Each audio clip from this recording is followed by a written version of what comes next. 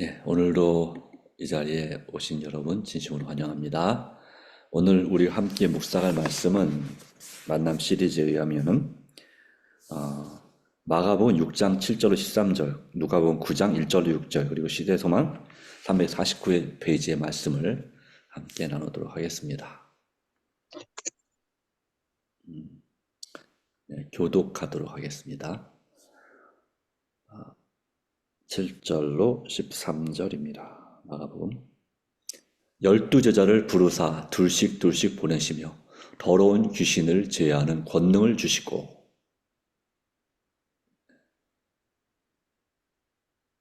명화시대 여행을 위하여 지팡이 외에는 양식이나 배낭이나 전대의 돈이나 아무것도 가지지 말며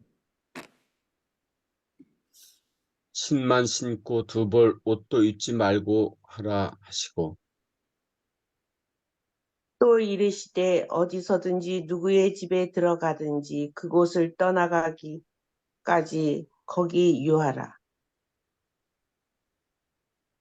무엇에든지 너희를 영접하지 아니하고 너희 말을 듣지 아니하거든 거기서 떠나갈 때에 발 아래 먼지를 끌어버려 그들에게 증거를 삼으라 하시니. 그 다음에 12절.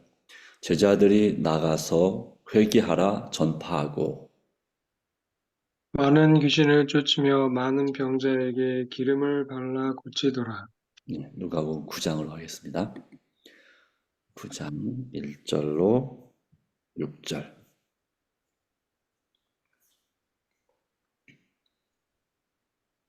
자, 그 다음에 보세요. 예수께서 12제자를 불러 모으사 모든 귀신을 제어하며 병을 고치는 능력과 권위를 주시고, 하나님의 나라를 전파하며 앓는 자를 고치게 하려고 내보내시며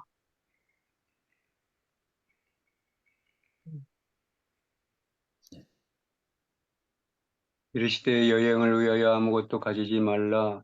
지팡이나 배낭이나 양식이나 돈이나 두보롯을 가지지 말며 어느 집에 들어가든지 거기서 머물다가 거기서 떠나라. 누구든지 너희를 영접하지 아니하거든 그 성에서 떠날 때에 너희 발에서 먼지를 떨어버려 그들에게 증거를 삼으라 하시고 제자들이 나가 각 마을에 두루 다니며 곳곳에 복음을 전하며 병을 고치더라. 네, 감사합니다. 그 다음에 시대의 소망 349페이지의 말씀입니다. 349페이지 최초의 37장 최초의 복음 전도자들. 네, 지지사님. 제자들은 예수의 한 가족이었다. 그들은 예수께서 갈릴리 온 지방을 도보로 여행하실 때 그와 동행하였다. 그들은 닥쳐오는 고생과 고난을 예수와 함께 견디었다.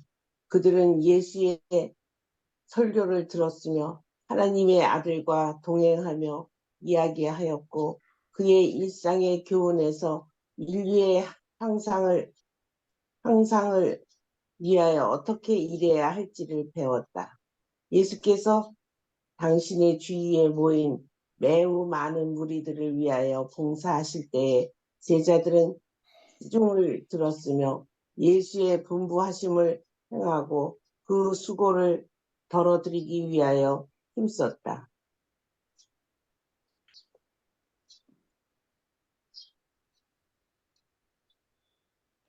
그들은 사람들을 정돈하고 고통당하는 자들을 구주께로 데려오며 모든 사람을 평안하게 하는 일을 도왔다.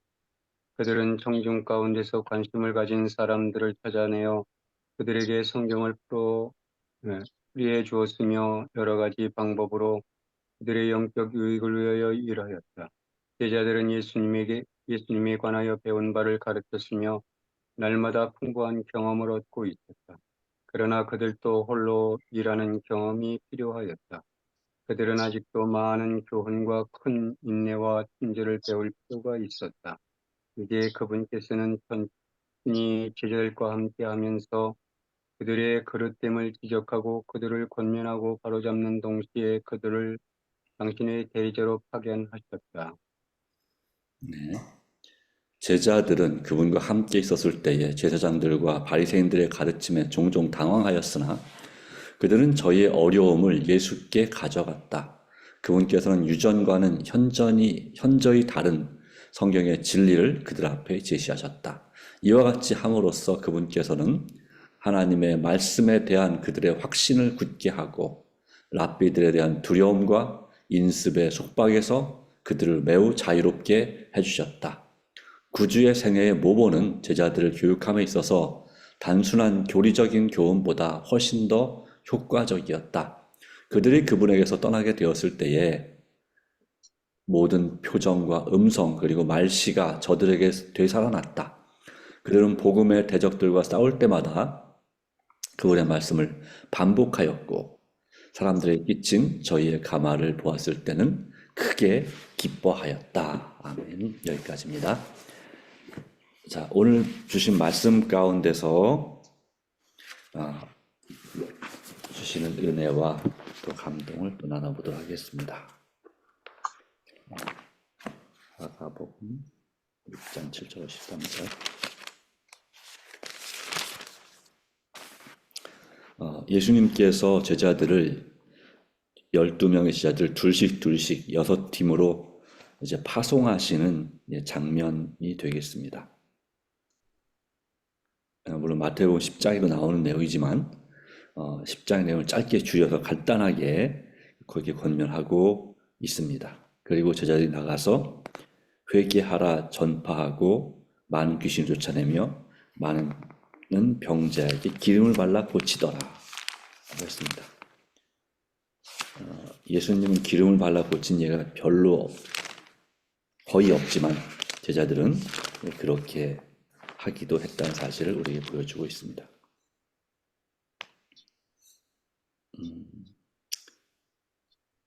네.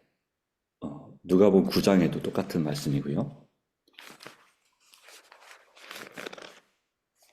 그리고 시대서방 37장은 바로 그들이 예수님 앞에서 예수님과 함께 어떻게 예수님의 말씀을 들었고 어떻게 도왔으며 어떻게 다시 한번 훈련 받았고 그들이 또한 실제로 파송돼서 복음을 전할 때에 어떤 모습이 살아나게 됐는지, 그리고 그로 인해서 영혼들이 고침받고 회개할 때 크게 기뻐하였다라는 부분을 우리가 생각해 볼 수 있겠습니다. 자, 오늘 이 말씀 가운데서 우리는 어떤 부분을 생각해 볼 수 있을까요?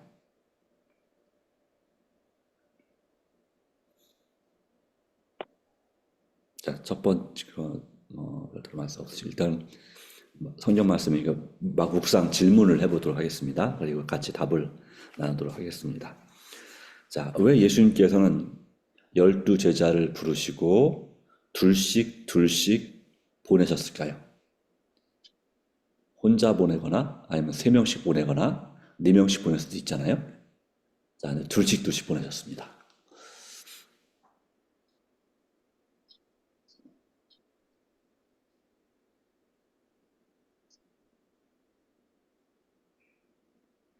자, 만약에 혼자 보냈다면 어떤 일이 일어났을까요? 둘씩 보낸 거에 비해서.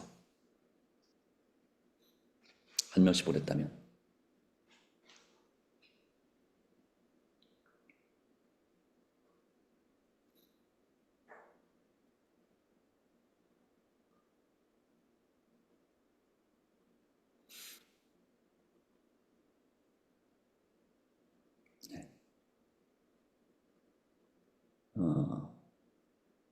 요즘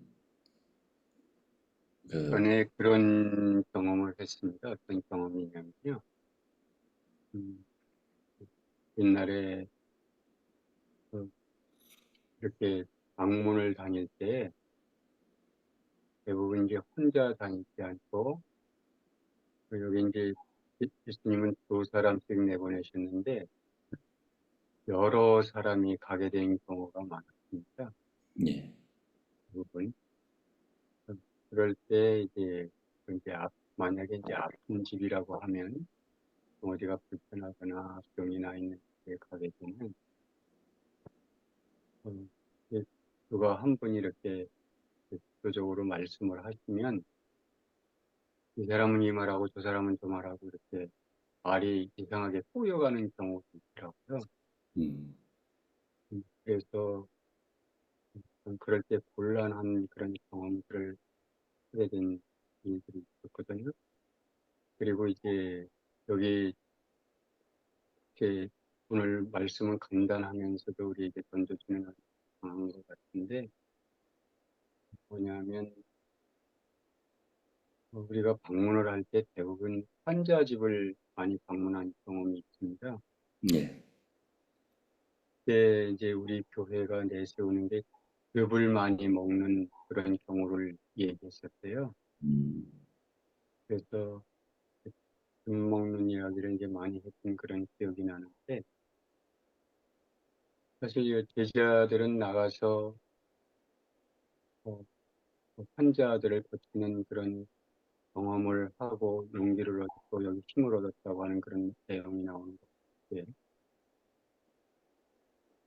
네, 우리가 가진 그런 어떤 지식과 능력으로는 그런 경험을 해본 일이 별로 없어가지고 네네, 좀 얼마가 이제 지난 후에 좀 이게 좀 어떤 면에서 좀 용기가 꺾이고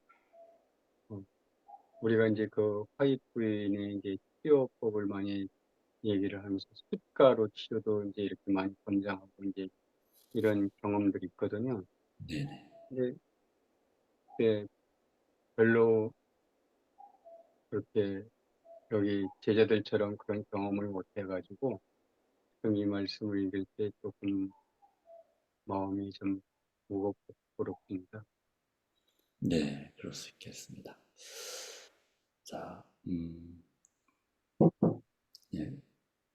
최근에 그 여호와 증인이나 또 하나님의 교회 이런 분들이 전도 활동을 할 때에 또 몰몬 교인도 마찬가지로 두 분씩 두 사람씩 짝을 지어서 활동을 합니다. 그 이유가 분명히 있습니다. 예수님께서도 둘씩 보낸 것을 이제 본받아서 하는 일입니다. 중요한 것은 나가면 영혼을 만날 수가 있고 안 나가면 아무 영혼도 만나지 못한다고 하는 것입니다. 이 제자들은 세 가지를 했습니다. 복음을 전파하고 그리고 귀신을 쫓아내고 많은 병자들을 고쳤습니다. 이 세 가지를 했는데 이렇게 할 때 왜 둘씩이 더 효과적인가 하는 부분에 대해서 살펴볼 것은 자, 우리가 혼자 만약에 전도를 하러 간다면 내가 말씀이 충만하고 성령이 충만하면 큰 문제가 없을지도 모르겠지만 그렇지 않은 경우라면은 어떤 정말 말씀에 해박한 사람을 만났거나 지식이 있는 그런 사람들 만났을 때 그리고 또 아니면 또 어떤 위험을 대처하는 데 있어서 어떨까요? 혼자 가면 네, 상당히 흔들리고 당황하겠죠. 그리고 또 박해를 만나거나 아니면 또 어떤 말로 여러 가지 좋지 싫은 소리를 듣거나 하면 어떻게 될까요? 안 그러려 하지만 나도 모르게 기운이 빠지겠죠. 그죠? 그리고 전도가 별로 하고 싶어지지 않겠죠. 네. 그리고 또 내 마음대로 해도 되니까 내가 하고 싶은 대로 뭐 성실하게 할 수도 있지만 안 그럴 수도 있겠죠. 전도할 때에. 하여튼 여러 가지 면에서 혼자 하는 것이 편한 것은 있을지 모르겠지만 그러나 이렇게 여러 면에서 둘이 하는 것보다 효과가 훨씬 적다는 사실을 우리는 알게 됩니다. 물론 한 사람이 여러 사람을 만나는 것보다는 1대1로 개인 전도 또는 2대2로 개인 전도를 하는 것이 제일 좋다고 말합니다. 개인 전도라고 하지만 개인 전도는 팀 전도죠. 2명씩 하는 건데 2명씩 하게 되면요.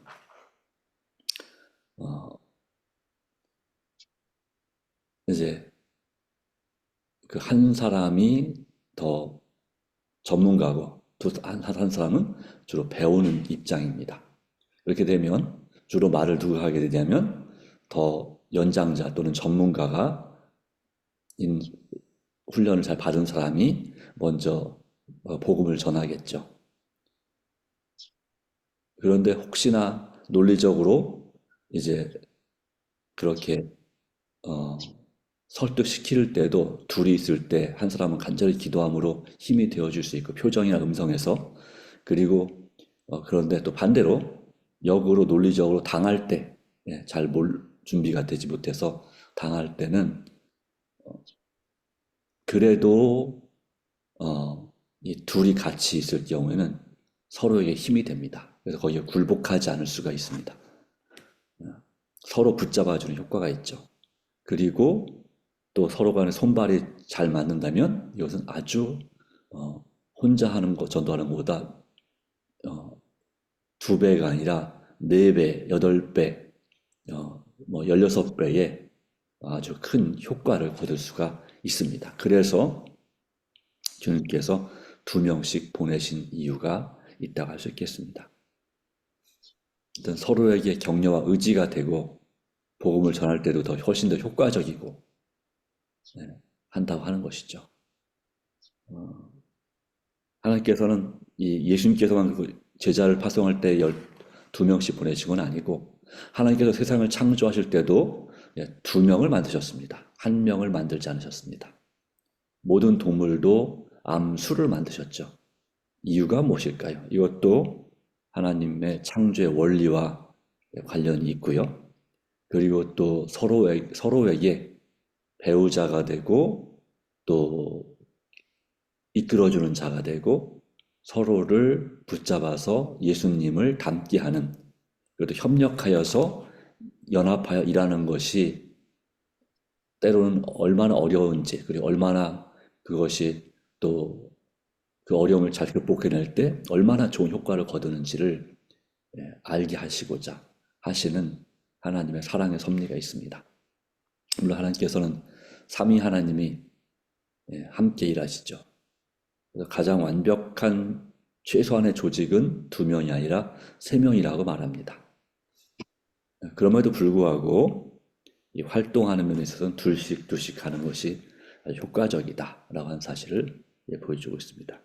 나중에 70제자를 파송하실 때도 주님은 2명씩 파송하셨습니다. 2명씩 짝을 지어서. 자, 그런데 여기 말씀할 때 갈 때에 여행을 위하여 지팡이 외에는 양식이나 또한 어떤 돈을 가지고 또 아무것도 가지 말라. 배낭이나 전대에 돈이나 아무것도 가지지 말며 신만 신고 두벌옷도 입지 말라 라고 말씀하셨어요. 자, 이것은 어떤 의미가 있을 것 같습니까?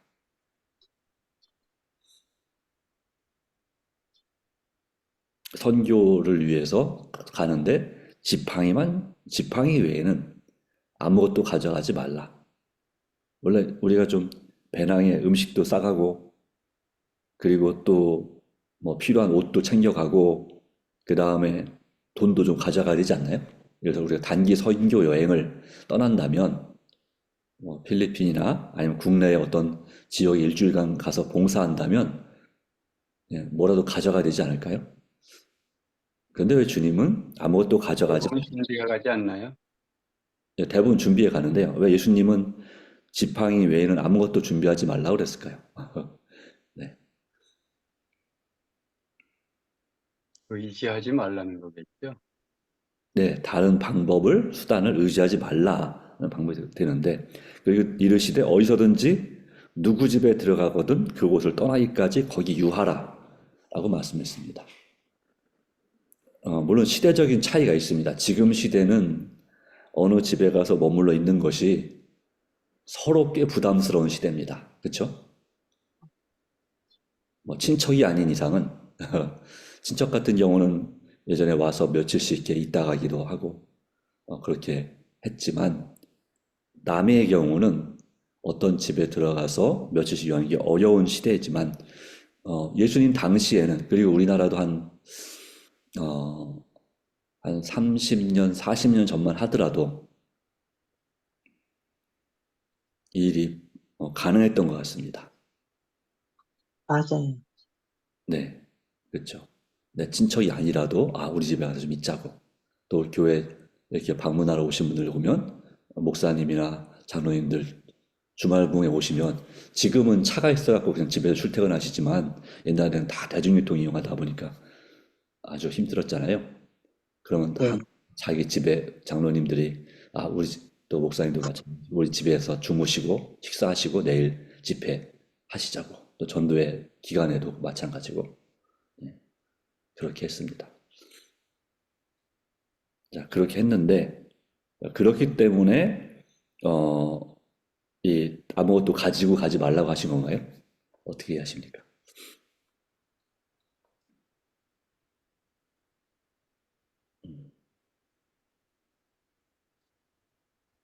그런데 이제 그런 건 있는 것 같아요. 뭐냐면, 네, 이렇게 사람을 서로 이렇게 같이 식사를 하고 같이 한 공간에서 있으면 더 많은 교류가 있고, 네, 더 네, 힘이 들고, 더 서로 이제 신교가 뭔가 있죠. 네, 그렇죠. 챙겨주고, 네, 서로 이렇게 뭔가 이해하게 되는 그런 부분들이 많은 것 같습니다. 네, 맞습니다. 그래서 예전에 이제 우리 교회가 별로 없던 시절에 문서 선교인들이나 또 전도자들이 이렇게 개척을 할 때 한 동네에 가서 이렇게 또 인심 좋은 옛날에 또 여관도 있었겠지만 어떤 경우는 인심 좋은 사람의 집에 가서 그렇게 지내면서 말씀을 나누고 전하고 하다가 그 집이 교회가 되는 경우가 종종 많이 있었습니다. 네. 그러니까 그런 목적도 있는 거죠. 그래서 여기에 또 다른 말씀에 보면은 한 집에 머물면 이 집 저 집 옮겨 다니지 말라 이런 말씀도 있어요. 어, 그러니까 서로의 신뢰 간의 문제가 있는 것이죠. 네, 그런 면에 있어서 그래서 우리가 혹시 선교 여행을 간다 할지라도 해외로 지나친 준비를 할 필요는 없다고 하는 것입니다. 하나님께서 핵심적인 건 그것입니다. 하나님께서 모든 필요를 채워주신다고 하는 것입니다. 제가 아는 정말 친한 목사님이 계신데 저보다 1년 선배인가 하는 목사님인데 그 목사님이 아마 여기 그 사할린에서 오신 또 동포들을 통해서 들으신 분도 있을 거예요. 한 목사님이 이제 그 사할린 한인교회에 선교사로 파송이 돼서 갔어요. 갔는데 사택이 있었는데 사택에 그 숙소에서 간 날 밤에 도둑이 들어가지고 그 싸간 트렁크를 몽땅 다 훔쳐간 거예요. 몸만 남은 거죠. 아휴, 세상에. 뭐 카메라며 컴퓨터며 그 돈이며 어떤 옷에 들은 것 빼고는 어떤 트렁크에 들은 것을 싹 다 잊어버렸어요. 책이며 성경책까지 잊어버렸죠. 네. 그랬을 때에 정말 너무너무나 막막했는데 하나님께서 살아계신 경험을 했다고 합니다. 그때 그 교인들뿐만 아니라 이웃 주민들을 통해서 모든 필요를 공급받은 거죠.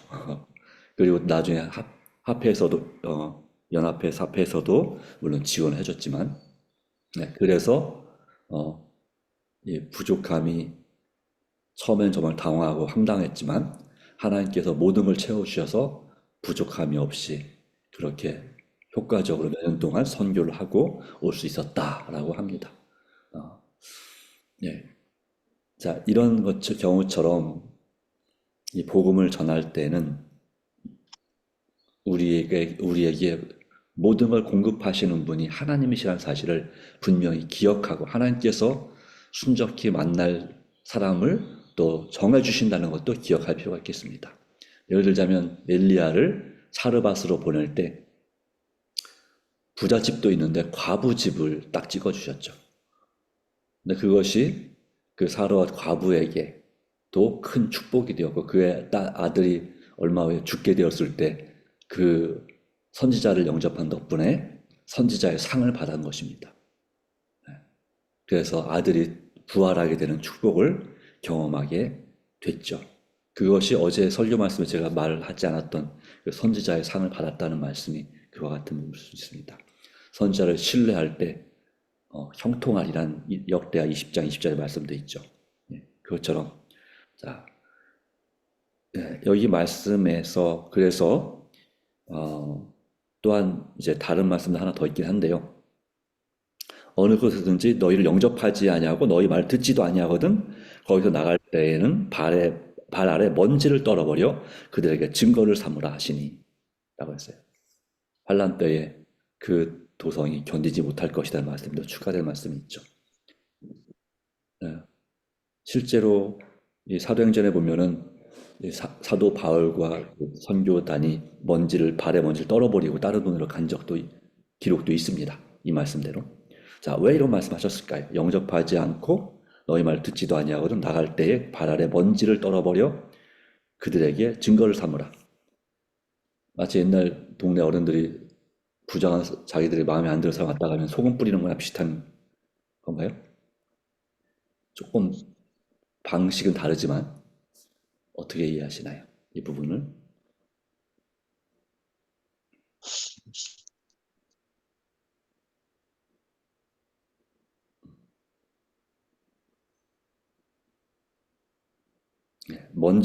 발 아래 먼지를 떨어버린다는 것은 어떤 의미가 있을 것 같습니까?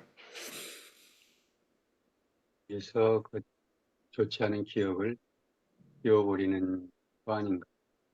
네, 그런 말씀, 그런 거 있겠네요. 그렇죠. 또 있을까요?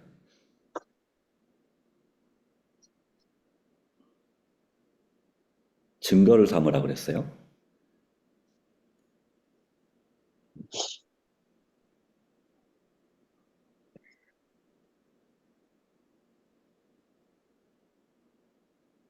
네.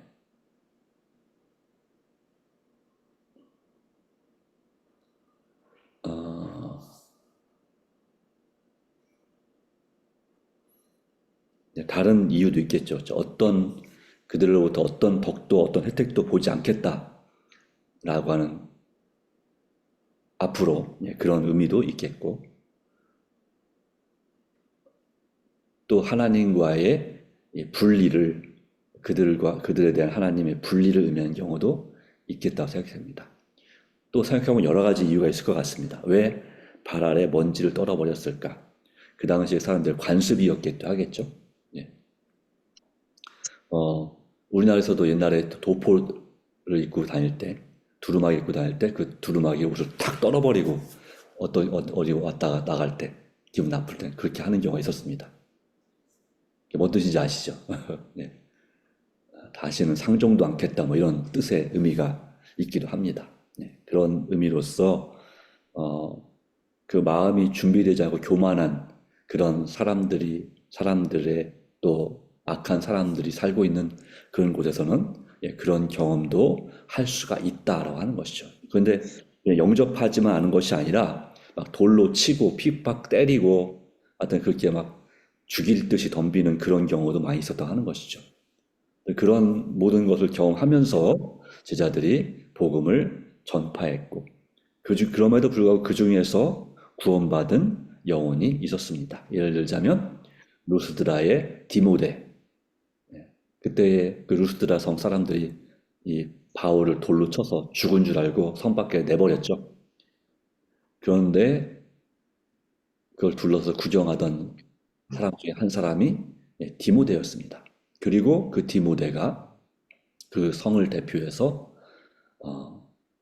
또 그 가정이 예수님을 영접함으로 그 루스드라 디모데가 아주 훌륭한 주의 종이 되죠. 베드로의 뒤를 잇는 후계자가 됐습니다. 물론 최근에 제가 2016년도에 성지순례를 그쪽을 지나간 적이 있었는데 그 가이드가 말하더라고요. 안타깝게도 이 사도 바울이 전도했던 이 더베 루스드라 이곳에는 현재는 기독교인 자체가 단 한 명도 없다. 어떤 교회나 성당도 안타깝지만 이곳은 존재하지 않는다. 그런 슬픈 얘기를 하더라고요. 네. 하여튼 그렇지만 이와 같은 것을 우리가 기억할 필요가 있습니다. 자, 주님께서는 오늘도 우리를 세상에 보내시기 원하십니다. 2명씩 짝을 지어서 활동하고 우리 지역의 선교를 위해서 우리가 우리 교회 안에서만 있는 것이 아니라 간접 선교로서 우리가 골프 선교회나 주말 농장이나 뭐 또 이런 것도 하지만 직접 선교로서 호수 공원이나 우리 주변을 매월 셋째 주마다 나가는 활동을 더 강력하게 정기적으로 꾸준히 할 필요가 있다는 사실을 다시 한번 생각해 봅니다. 하나님께서 은혜 주시고 오늘도 이 말씀 가운데 역사하시는 주님께서 우리를 세상에 보내시는 주님의 뜻을 따라서 모든 것을 공급하시는 주님을 의지하고 믿음으로 살아가기를 간절히 소망합니다. 기도하겠습니다. 하나님, 오늘도 주신 은혜 감사합니다. 우리의 마음과 생각을 아시는 주님, 제자들이 복음을 전하러 나갔을 때에 그들의 표정과 음성과 말씨가 바로 예수님을 닮은 그런 표정과 음성과 말씨였다고 말씀했습니다. 오직 성령님의 귀한 역사와 음성으로서 우리가 복음을 전할 때 하나님께서 살아계심을 체험하게 하시고 또한 우리 삶에서 오늘도 세상에 빛이 되고 소망이 되고 오늘 우리가 또한 30명 가까이 성도가 또 구도자들이 진천으로 선교 여행을 떠납니다. 오 주님, 오가는 길 안전하게 인도해 주시고 그 구도자들에게 정말 주님의 사랑으로 좋은 가마를 끼칠 수 있도록 인도하여 주시고 또 이를 후원하는 또 가진 못하지만 함께 기도하는 모든 성도들에게 주님의 은혜와 또 역사가 함께 하셔서 이 일이 단순히 한 번의 그런 여행으로 끝나지 않고 계속해서 구도자들이 우리와 이어질 수 있는 길이 만들어지게 하여 주시옵소서. 주님, 또 어제도 골프 선교회 한 3분 정도의 구도자들이 왔습니다. 어제 왔다간 그 3분에게 주께서 참으로 함께 하사 주님을 만날 수 있고 주님을 앞에 돌아올 수 있는 그런 계기가 시작되게 하여 주시옵소서. 또 우리가 기도하는 각각 개인적인 기도 명단 주께서 기억하시고 주님 안에서 믿음으로 서게 하여 주시옵기를 예수님의 이름으로 간절히 기도합니다. 아멘. 아멘.